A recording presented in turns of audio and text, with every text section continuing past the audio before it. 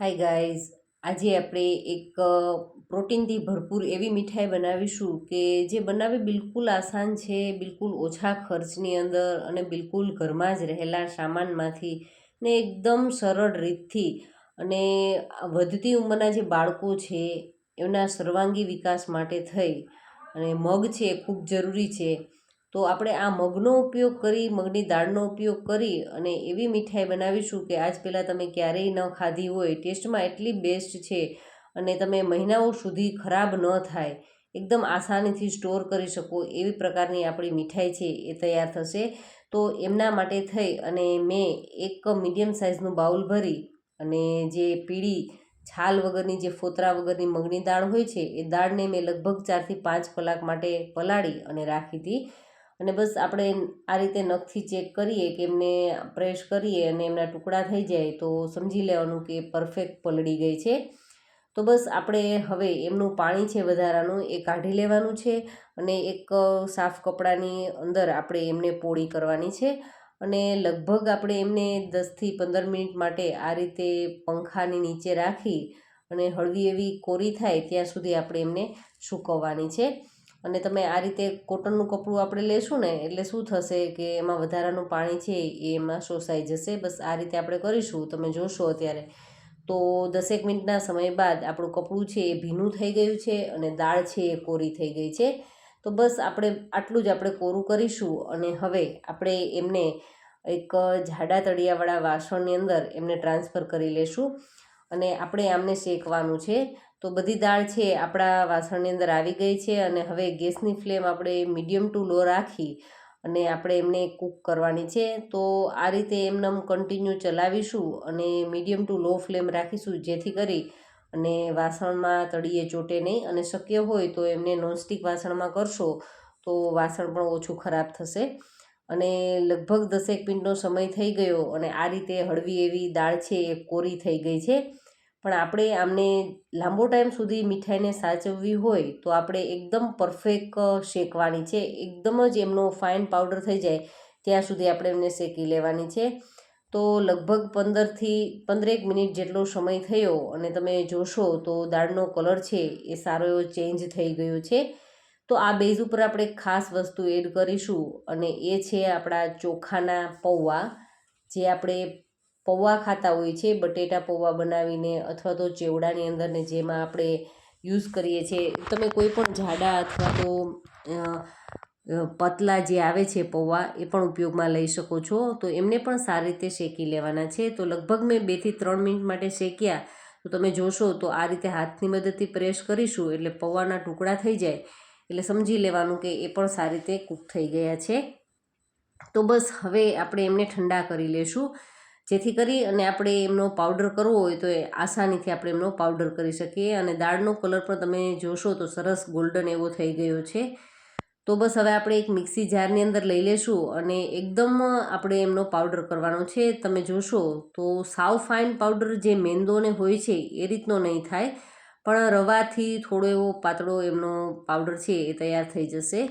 તો મેં તમને કીધું તો એ મુજબ મીડિયમ સાઇઝનું બાઉલ, તો અત્યારે લોટ પણ તમે જોઈ શકો છો આટલો મીડિયમ સાઇઝનું બાઉલ છે એ ભરાઈ ગયું છે. તો એના માપથી આપણે કઢાઈની અંદર 2 ચમચી જેટલું ઘી લેવાનું છે. દેશી ઘી 2 ચમચી લઈ અને હળવું એવું આપણે એમને મેલ્ટ કરી લેશું. અને હવે તો બિલકુલ આસાનીથી તૈયાર થઈ જશે એકદમ ઓછા સમયની અંદર. હવે આપણે જે લોટ તૈયાર કર્યો છે ને મગની દાળવાળો, એ લોટને આપણે સારી રીતે શેકવાનો છે. આમ તો આપણે દાળને સારી રીતે શેકી છે એટલે આપણે આમાં બિલકુલ ઝાઝી મહેનત નથી કરવાની.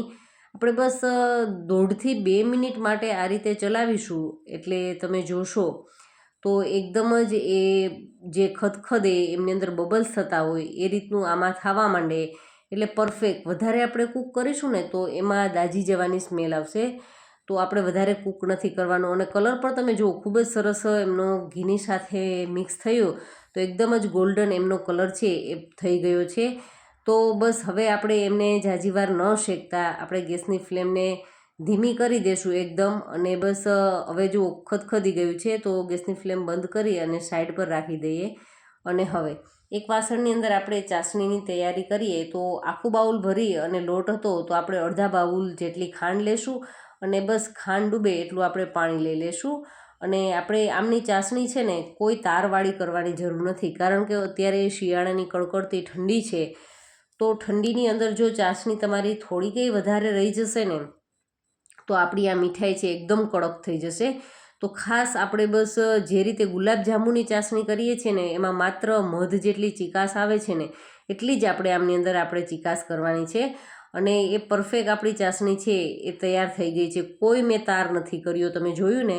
તો બસ આટલી ચાસણી તૈયાર થઈ ગયા બાદ આપણે 2 ચમચી જેટલો મિલ્ક પાવડર લીધો છે, અને આપણે જે શેકેલી દાળવાળો પાવડર છે એમની અંદર આપણે એડ કરી દેવાનો છે. અને મિલ્ક પાવડર તમારે બિલકુલ ઓપ્શનલ છે, તમારી પાસે ન હોય તો તમે એમને એવોઇડ પણ કરી શકો છો. અને મેં એમની અંદર ફ્લેવર માટે એલચી પાવડર પણ સાથે એડ કરી દીધો છે, એમના કારણે ખૂબ જ સરસ એમની ફ્લેવર આવશે.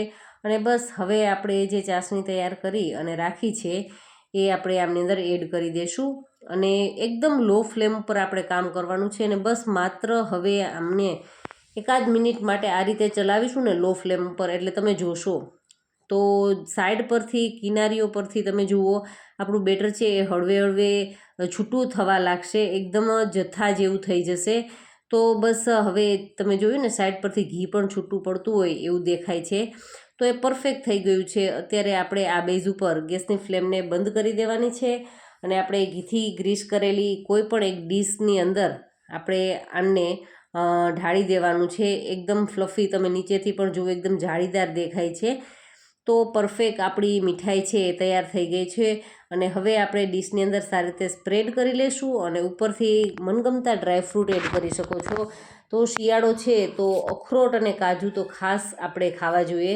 તો મેં બંનેને આમની અંદર એડ કરી દીધા છે, અને બસ તાવીથાની મદદથી આ રીતે ગરમ છે તો હળવે હાથે પ્રેસ કરી દેશું એટલે એકદમ જ એ મીઠાઈની સાથે સારી રીતે ચીપકી જશે, અને આપણી મીઠાઈ વધારે હેલ્ધી અને ટેસ્ટી થઈ જશે. જો મિત્રો આજની તમને આ વાનગી છે, આજની આ મીઠાઈ છે તમને સારી લાગી હોય તો તમે ચોક્કસથી વિડીયોને લાઇક કરજો, અને ચેનલને હજુ સુધી સબસ્ક્રાઈબ ન કરી હોય તો ચેનલને પણ ચોક્કસથી સબસ્ક્રાઈબ કરી લેજો, અને નીચે આવતા બેલ આઇકનને જરૂરથી પ્રેસ કરજો, જેથી કરી અને મારા અવનવા વિડીયોની નોટિફિકેશન તમારા સુધી પહોંચતી રહે. અને તમે શિયાળામાં કેવી કેવી મીઠાઈ બનાવો છો એ મને ચોક્કસથી કમેન્ટ કરો, તો હું પણ એ મીઠાઈ બનાવવાની ટ્રાય કરીશ. અને તમે મારા વિડીયો છે એ કઈ જગ્યાએથી વોચ કરો છો, ઘણી દૂર દૂર સુધી મારા વિડીયો છે વોચ થાય છે, અને તમે મને ખાસ કમેન્ટ કરશો ને તો મને વધારે સારું લાગશે, અને હું એમને રિપ્લાય પણ ચોક્કસથી આપીશ. તો અત્યારે તમે જુઓ લગભગ 2 થી 3 કલાક માટે મીઠાઈ ઠંડી થઈ ગયા બાદ એમની અંદર પરફેક્ટ કાપા લાગી ગયા છે, અને આપણી મીઠાઈ છે એકદમ તૈયાર થઈ ગઈ છે. Thank you for watching this videos.